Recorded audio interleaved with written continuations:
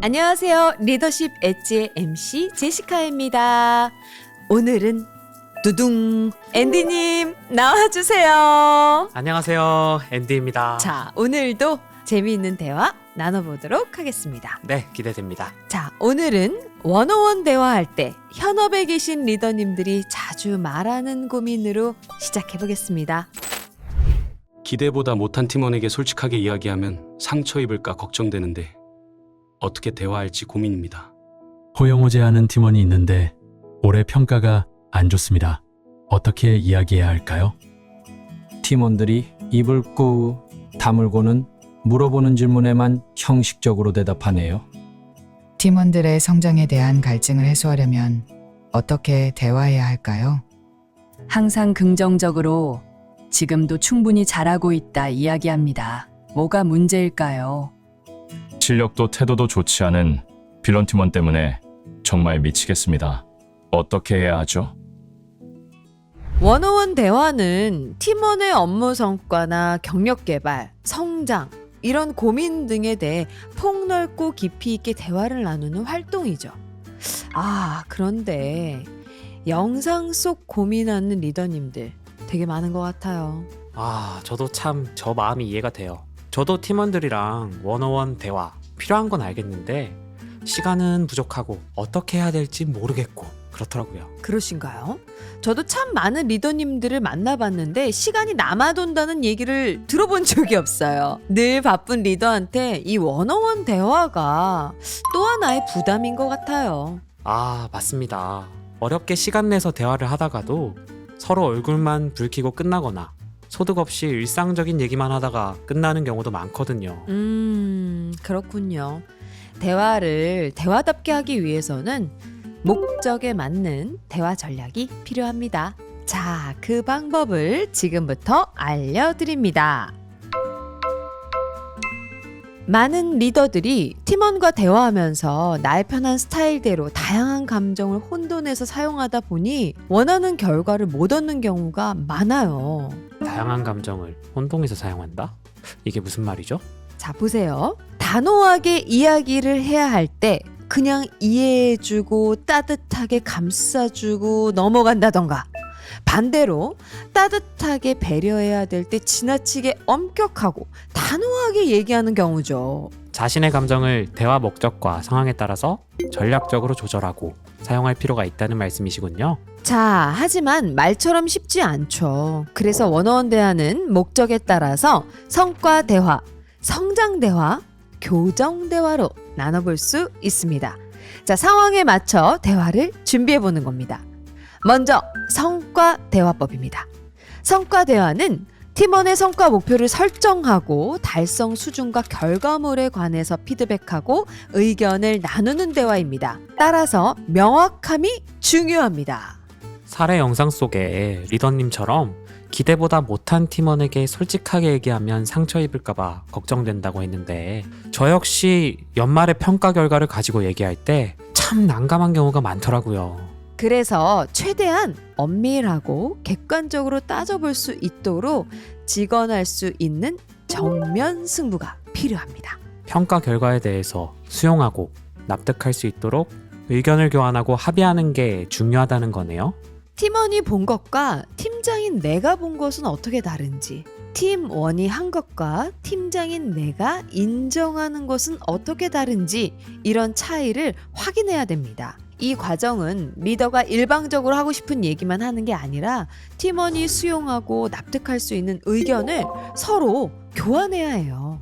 그러면 성과 대화를 효과적으로 진행하려면 어떻게 질문해야 되나요? 대화 질문을 할 때는 why, what, how, if의 구조를 기억해서 활용하면 좋습니다. why, 의미와 중요성을 발견 또는 확인하는 질문. what, 사실과 구체적인 정보를 파악하고 성찰하는 질문. how, 방법이나 행동을 탐색하고 촉진하는 질문. if, 새로운 가능성과 시사점을 성찰하고 다음 단계를 준비하는 질문을 하는 겁니다. 자, 다음은 성장 대화법을 알아볼까요? 성장 대화는 팀원의 상황과 감정을 이해하고 공감함으로써 신뢰관계를 쌓는 대화입니다. 팀원들이 성장에 대한 갈증을 해소할 수 있는 대화인 거죠. 그러면 성장 대화는 따뜻함이 전제되어야 한다는 말씀이시군요. 따뜻함보다는 성장 대화를 할 때는 팀원이 솔직한 이야기를 많이 하게 하는 것이 중요합니다. 팀원들에게 무슨 말을 해줄 것인가만 생각하지 말아야 합니다. 맞아요. 저도 팀원들이랑 대화를 할 때 보면 팀원이 어떤 상황에 처해 있는지를 알아야 대화를 이어갈 수 있겠더라고요. 그럼요. 그래서 하고 싶은 말을 쏟아내고 단언하기보다는 질문하는 것이 중요합니다.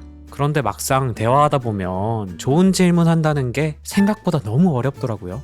질문은 팀원과 접점을 찾고 관계를 맺는 가장 효과적인 방법입니다. 성장 대화를 할 때 할 수 있는 질문 리스트를 짜잔 이렇게 정리했습니다. 활용해보면 좋을 것 같아요. 와, 저는 이 중에서 특히 커리어 개발과 관련하여 특별히 요청하고 싶은 게 있나요? 라는 질문은 꼭 해봐야겠어요. 취업 포털 사람인에서 직장인 500명을 대상으로 한 조사에 따르면 어느 정도 커리어가 쌓이면 더 좋은 직장으로 점프업해서 경력을 키우고 싶다는 응답이 72.8%로 나타났습니다. 와, 이 말은 즉슨 조직 내부에서 더 이상 커리어를 개발할 기회를 찾지 못했다 라는 얘기군요. 네, 맞습니다. 팀원의 성장이 곧 팀의 성장으로 연결될 수 있는 기회를 만드는 일이 그만큼 중요합니다. 팀원의 커리어 관련 상사에게 바라는 점은 크게 6가지로 정리해 볼 수 있습니다. 첫 번째, 전문 지식과 노하우 공유 및 전수. 두 번째, 자신의 전문성과 강점을 발휘할 수 있는 업무 기회 부여. 세 번째, 실질적으로 도움이 되는 업무 피드백. 네 번째, 공정하고 합리적인 업무 배분. 다섯 번째, 책임에 부합한 적절한 권한 부여. 여섯 번째, 교육 관련 실질적 지원.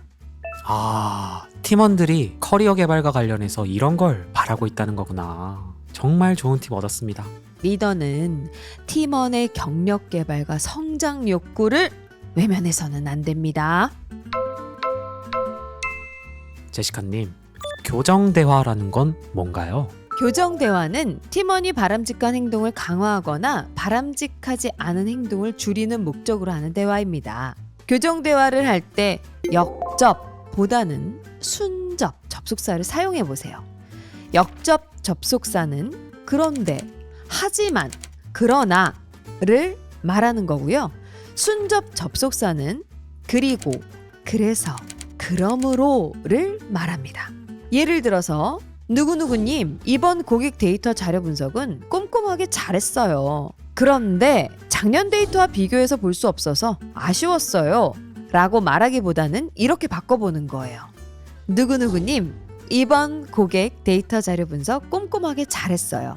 더 나아가 작년 데이터와 비교해서 볼 수 있었으면 더 좋겠어요. 이렇게 순접 접속사를 활용하면 부정적인 단어를 사용해서 평가하지 않기 때문에 방어 본능이 작동할 가능성이 줄어들겠네요. 네, 그렇습니다. 그런데 한편으로는 사례 영상 속 고민처럼 빌런 팀원 때문에 정말 골치 아픈 리더들도 많은 것 같습니다. 업무 지시를 대놓고 거부한다거나 자신이 해야 할 일을 다 하지도 못하는 실력도, 태도도 정말 좋지 않은 경우에는 제시카님 어떻게 해야 되죠? 벌써부터 머리가 아프네요. 팀원의 문제사항이 심각하거나 일정 기간 반복되면 강한 경고, 즉각적인 행동 변화를 요구하거나 필요한 조치를 해야겠죠.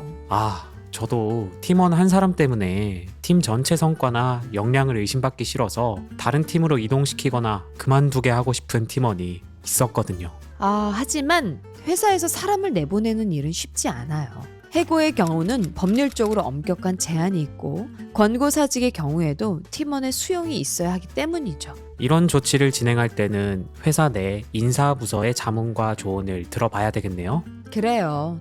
리더로서 조치할 수 있는 권한이나 수준은 어디까지인지, 조치할 때 규정이나 지침, 주의할 사항 등을 반드시 확인해야 됩니다. 그러면 추가적으로 리더가 해야 될 게 있다면 무엇인가요? 리더가 집중해야 할 일은 퇴출이 아니라 업무 향상 목적의 관리를 해야 되는 거죠. 업무 향상 목적의 관리? 이게 무슨 말이죠? 실질적인 업무 향상을 위해 당장 개선해야 되는 행동, 부적절한 행동은 무엇인지 엄격하고 직설적으로 말할 필요가 있습니다. 그리고 일정 기간 후 행동 변화 없이 지금처럼 계속된다면 평가나 승진에 불리함이 있을 수 있다고 분명히 예고하는 것도 필요해요. 그래서 감정을 최대한 배제하고 통제적이고 공식적으로 표현하라 라는 거군요. 맞습니다. 통제적이면서도 공식적으로. 중대한 업무 실수, 납기 무시, 지시 불이행 등 대해서는 적법하고 투명한 기준과 절차에 따라서 단호하게 조치할 수 있음도 전달해야 돼요. 그건 너무 잔인한 거 아닌가요? 잔인하다고 생각하기보다는 이런 상황에서는 엄격하고 용의주도해야 해요. 그리고 리더 차원에서도 이러한 모든 과정을 기록하고 관리하는 것도 중요해요. 과정을 기록해 놓으면 나중에 조금 골치 아픈 일이 생겼을 때 자료로도 활용할 수 있거든요. 이슈가 생겼을 때 정당성을 확보하고 명분을 만들어야 한다 라는 말씀이시군요. 오늘은 리더로서 원어원 대화법에 대해서 이야기해 보았습니다. 오늘 이야기한 내용을 정리해 볼까요? 네, 제가 한번 정리해 보겠습니다. 성과 대화는 명확하게, 성장 대화는 따뜻하게, 교정 대화는 단호하게 해야 한다 라고 정리할 수 있겠네요. 와우, 너무너무 훌륭합니다. 아하. 대화 한 번으로 마법처럼 모든 이슈를 다 해결할 수 있으면 좋겠지만 그런 일은 글쎄요, 정말 마법일 것 같아요. 이런 대화 포트폴리오가 팀원마다 다른 각도와 감정으로 접근해야 한다는 메시지를 줍니다. 오늘 마지막인데 함께 대화 나누면서 정말 많은 인사이트 얻은 것 같습니다. 이렇게 대화의 목적과 상황에 맞게 사전에 정보를 수집하고 준비해서 팀원과 원어원 대화 잘 진행해 보도록 하겠습니다. 오, 앤디님, 엣지가 생긴 것 같아요. 아하, 원래 있었는데요. 자, 리더들이 엣지 있게 되는 그날까지 오늘의 대화는 여기서 마무리해 보겠습니다. 안녕!